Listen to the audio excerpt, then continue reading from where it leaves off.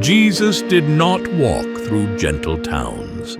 Every step crossed places where failure was expensive and night offered no mercy. The streets were narrow, light vanished early, and anyone left on the wrong side of the gate learned quickly what it meant to be alone. Those cities lived by quiet rules: where to tread, when to speak, when to withdraw from sight. Houses closed to the outside, paths built to restrain rather than to flow. Life there was not reflection. It was constant adaptation. It was within this setting that Jesus lived, taught, and moved. A world where leaving home after sunset could end in violence, where traveling between cities was a wager against one's own breath, and where authority ruled through fear and armed presence. When this environment is viewed closely, many scenes change their meaning. Certain meetings lose their appearance of simplicity. Some decisions acquire urgency, and gestures carried across the centuries come to hold a gravity that is revealed only here in the Valley of Redemption. The cities where Jesus walked were not arranged to welcome. They were built to confine. The streets appeared narrow, crooked, without symmetry or visible logic. Beaten earth, uneven stones, improvised steps. Tall houses rose so close to one another that the sky was scarcely seen. At many points, two people could hardly pass side by side. By day, those streets were always crowded. Folk coming and going, children running near doorways, traders trying to sell amid the jostling. Pack animals shared space with people. The ground mixed dust, scraps of food, and dirty water flowing without direction.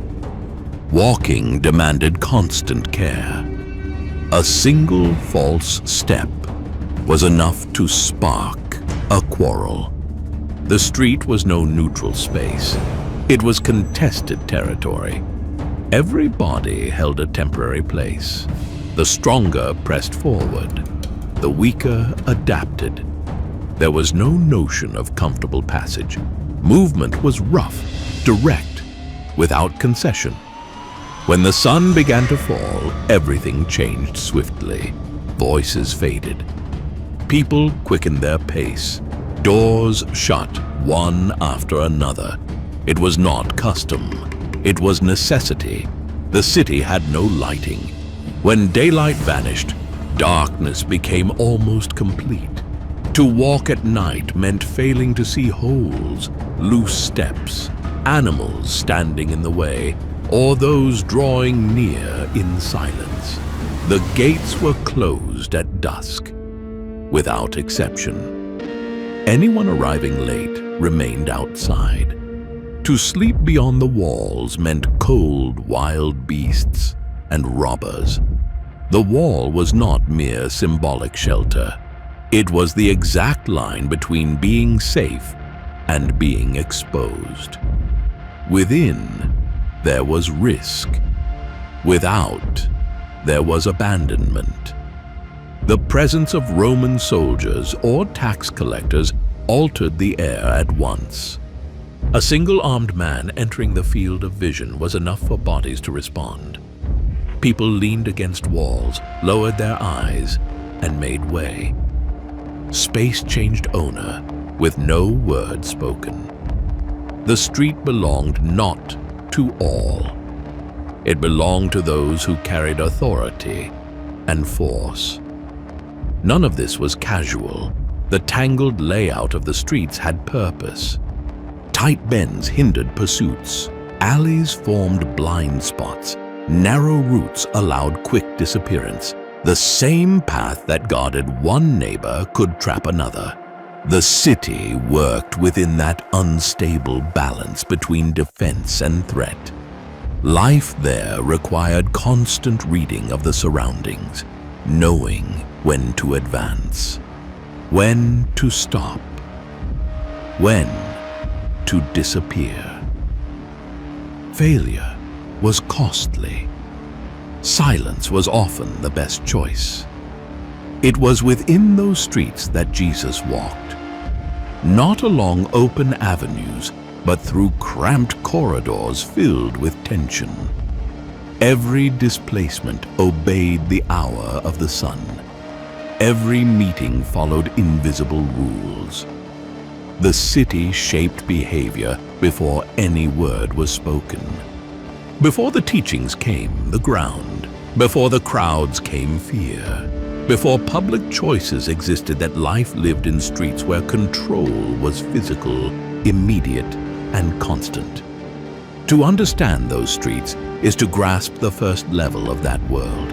It was there that power, survival, and obedience met every day. And it is from that setting that all that followed began to gain real weight. When the door of an ordinary house was crossed in that age, the body felt the change at once. The brightness of the street remained behind. The space closed in. The air was warmer, heavier, filled with old smoke and the scent of animals sharing the same roof. The house offered no relief, only continuation. Those houses were small and crowded. Just beyond the entrance lay the lowest level, where animals spent the night. Goats, sheep, sometimes a donkey. It was not neglect, nor extreme poverty. It was protection. Animals left outside were stolen. Animals inside helped to warm the room when cold fell. The smell was part of the quiet bargain for survival. A few steps higher, a stone platform gathered the life of the family. There, people ate, worked, and slept, all in the same space. There were no inner walls. There was no division between functions. When night arrived, bodies settled side by side. Every movement had to be weighed. The space demanded discipline. Between the level of people and that of animals rested simple hollows cut into the stone or wooden boxes. They were used to feed the cattle. This detail alters the weight of scenes often imagined in another manner. A baby placed there was not isolated. He was inside the house, surrounded by voices, heat, and human presence. In winter, that arrangement served its purpose. Warmth rose slowly and made the room bearable. In summer, the same space became a difficulty. Heat gathered, smoke lingered, air hardly moved. At night, the answer was to climb. The flat roof turned into a sleeping place, a ground for conversation and watching. It was there that some relief was sought. The houses stood pressed one against another, wall to wall. This created an unavoidable consequence. All was heard. Arguments crossed the stone. The crying of a child was not limited to a single family. Prayers, conflicts, and decisions spread through the whole quarter. Privacy was no expectation. It simply did not exist. That air shaped behavior. Words were measured. Silences were strategic. Any deviation drew notice. Vigilance came not only from religious leaders or authorities, it came from forced nearness, from the fact that all lived attentive to what occurred beside them. It was inside those houses that Jesus grew. A place crowded, hot, noisy, and observed. Every gesture had witnesses. Every word found ears. The house did not separate from the world. It only concentrated its pressures within a few meters. To understand those houses is to grasp how daily life shaped common people. Family relations, conflicts, faith, and fear mixed within that compressed space. Before the crowds and open roads existed, that life lived closely, where nothing passed unseen. And that experience followed each person when the door was opened once more. Every day began in the same manner. Before the sun had fully risen, footsteps appeared along the earthen paths leading to the well. It was not a choice. It was duty. Without water, nothing worked. There was no food, no minimal cleanliness, no day at all. The well stood exposed. It was not hidden among houses. It remained there, open and visible, as though the city needed to watch itself while it survived. Anyone drawing near understood this. Each arrival was noticed. Each delay was marked. The silence around it was never empty. Fetching water required strength. The filled clay jars weighed more than they seemed. The return journey was slow and measured, taken with care to lose nothing on the way. Yet the physical labor was only part of the cost. The real weight came from what occurred around them. No one reached that place unseen. Glances crossed before words. Small gestures were read and judged. A tired face, a hurried pace, an unusual delay. All gained meaning. The city spoke little but watched much. For this reason, there were set hours. To go early meant belonging. To go in company meant protection. The low sun offered not only cooler air, but less exposure. Anyone breaking this pattern did not pass unnoticed. Water remained the same, yet the path to it changed its sense. Midday was different. Heat was fierce.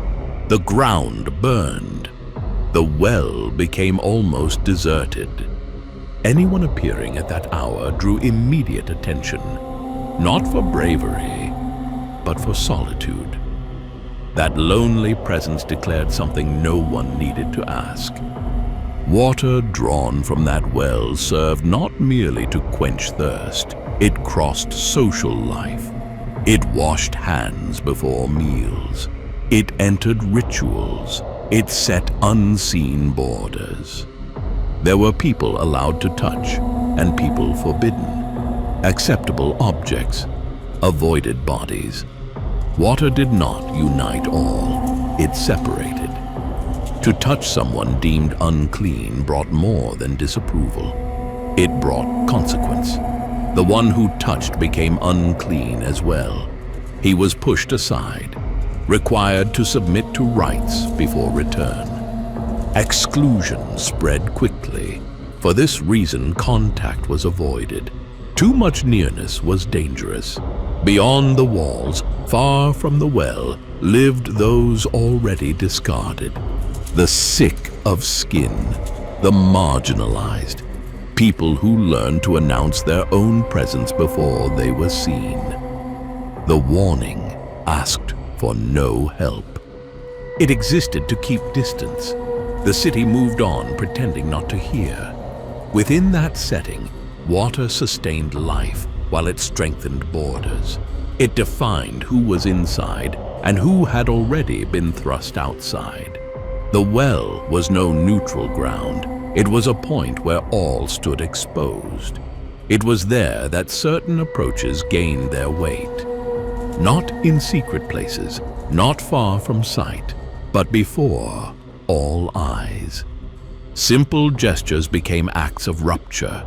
Words spoken in that space carried consequences that did not end when the conversation ended. Nothing there was innocent. Each meeting left marks, some immediate, others slow to appear. The city felt the impact even without understanding what had been displaced. And what began beside the water did not finish there. The effect moved forward, crossing streets and houses and roads. Only later would it be seen that it was not merely water, but something the city could no longer contain. Leaving the city did not mean freedom.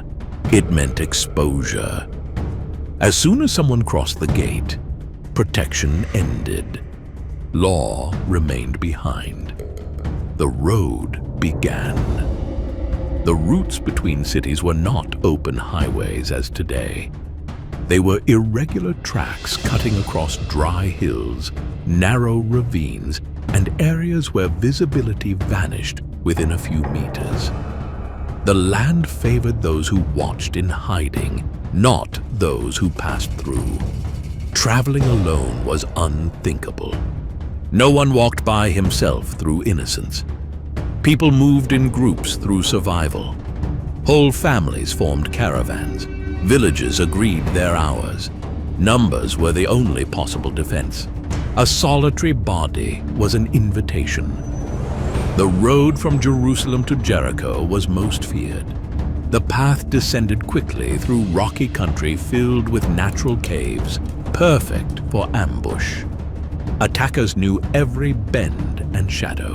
They observed from afar, chose their moment, struck fast, and disappeared before help could arrive. Violence, there was no exception. It was expected. Robberies, beatings, deaths. The road carried that risk daily. Every journey required planning. Food was taken from the start. There was nowhere to rest with safety. To eat in a stranger's house could be as dangerous as continuing hungry. For those following religious rules, risk increased. Not every meal was permitted. Not every vessel allowed. All had to be carried. The weight on the back was not only physical, it was constant. In that setting, losing someone from the company was not immediate. Children drifted among relatives. Young people walked in clusters. It was common to assume a person was elsewhere in the caravan. The road was noisy, confused, long. Absence became evident only when the group halted. Fear came not merely from robbers. Roman soldiers patrolled certain routes. Their presence did not mean protection. It meant submission. The mile law allowed a soldier to compel any civilian to carry his load for a whole stretch of the path. There was no refusal. There was no negotiation. It was public humiliation. A man was stopped, his burden thrown to the ground, and the order came dry. Carry. It mattered not who he was. Father, worker, elder. The road became a stage of domination. That power did not end there. Taxes collected in the cities began along those roads. Goods were inspected. Part of a man's labor was seized before reaching the market. The effort of the road was already compromised. Yet people still traveled. By duty, by faith, by trade. Risk was known and unavoidable. Every step carried tension. Every bend was watched. Silence on the path was never comforting. It was alert. Many stories occurred along those journeys, not in temples or houses, but far from the walls where help did not come quickly and decisions were taken without trusted witness. The road revealed what the city concealed. Outside the walls, there was no appearance of order, only force. Those with weapons ruled. Those without resisted as they could. All converged toward a necessary destination. In certain seasons, most tracks led in the same direction, to the city gathering religious, economic, and political power, a place that seemed holy from a distance but worked differently when seen closely. Danger on the road did not end on arrival. It merely changed its form. And what waited on the other side of the walls was something few were ready to face. From a distance, Jerusalem looked solid. High walls, immense stones fitted with precision, a city that gave an impression of permanence. For those arriving after days on the road, it suggested safety. Yet the feeling lasted little. Upon crossing the gates, the impact was immediate. Sound came first. Shouts, animals, clashing coins, crowds pushing against one another. Smell followed soon after. Smoke, burnt meat, fresh blood. Jerusalem did not greet in silence. It swallowed. During the great feasts, the city swelled. Pilgrims arrived from every direction. The narrow streets could not cope. Houses became crowded. Those without lodging slept on roofs, in alleys, or beyond the walls. The sacred city turned into a mass of weary bodies, hungry and tense. At the heart of all stood the temple, imposing from afar, chaotic up close. The space meant to represent order behaved like a machine in constant motion. Animals were brought without pause. Lambs, doves, oxen. The flow never ceased. Sacrifice was no symbol. It was physical act. Thousands of animals were killed within hours. Priests worked barefoot on the stone floor, slick with blood. Garments were quickly stained. The pace was too swift for contemplation. It was production. The engineering of the place revealed this. Drainage channels carried the excess blood out of the complex, descending toward the valley. The temple did not hide what it did. It only arranged it. Around it, commerce ruled. The outer court boiled with activity. Sellers cried out. Animals bellowed. Money changers struck coins upon their tables. Roman currency could not be used there. It had to be exchanged. Rates varied, always favoring those who controlled the system. The temple served as religious center, yet also as bank, market, and instrument of control. Anyone coming from afar had to play by those rules. There was no alternative. Faith had a price, and it was collected there itself. Roman presence was never distant. Soldiers watched. Political power did not interfere openly, yet it remained visible. The city lived beneath a tense agreement. Religion managed the people. Rome ensured that nothing escaped control. That combination created something unstable. The city seethed inside. Pilgrims exhausted, leaders guarding privileges, soldiers ready to act. A small spark was enough to turn tension into explosion. It was within that setting that certain gestures gained another weight. Words spoken there were not mere teachings, they were provocations.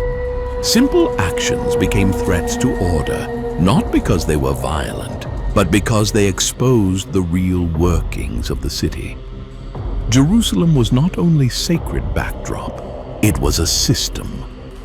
And systems do not respond kindly when someone touches the right points.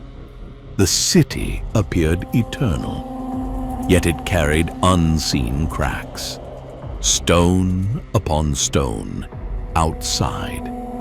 Accumulated pressure, inside. What sustained it was not pure faith, but forced balance. And balances like that do not last. What was being built there day after day, feast after feast, would not end in silence. The city presented as a center of peace was moving without noticing toward a violent conclusion. At that moment, none of this was visible to those walking the streets. Collapse would come later. First, it was necessary to grasp the weight of the place, the sound, the smell, the machine at work. Only then would it make sense to see why nothing that occurred there could have finished in any other way. The cities where Jesus lived looked solid, high walls, immense stones, ancient systems working every day without interruption. To those walking those streets, everything suggested permanence, as if that world were meant to continue in the same manner forever. Yet nothing there was stable. Houses compressed people. Streets imposed silence and obedience. The well separated those who belonged from those who had to keep away. The roads taught that life could be interrupted at any moment. Jerusalem, at the center of all, worked like a heavy mechanism turning on sacrifice, money, and fear. That was the real world in which every word was spoken. Every gesture occurred within that weight. Nothing was pronounced in a void. Nothing was done on neutral ground. Perhaps for this reason, certain actions caused such discomfort. They were not simply mysterious. They touched the wrong places before the wrong people, breaking rules not carved in stone, but fixed in the behavior of all, rules of approach, silence, and distance. Years later, all collapsed. The stones that seemed eternal fell. The temple was destroyed. The city was burnt. The system vanished. The world that appeared unshakable ended in smoke, blood, and ruins. Yet something crossed the collapse. Ideas born in that setting survived the stones. Words spoken under pressure continued to circulate when walls no longer existed. What had been lived there did not depend on the city to remain. It may be because it never belonged to it. To look at that ancient world is not mere historical exercise. It is a mirror. Systems always look solid while they work. Rules appear natural while they are obeyed. Cities seem eternal until they cease to be. The question that remains is not only about the past. It concerns how many things today look unbreakable and what occurs when someone chooses to walk through them without accepting every rule. Some stories do not end when cities fall. They begin exactly there,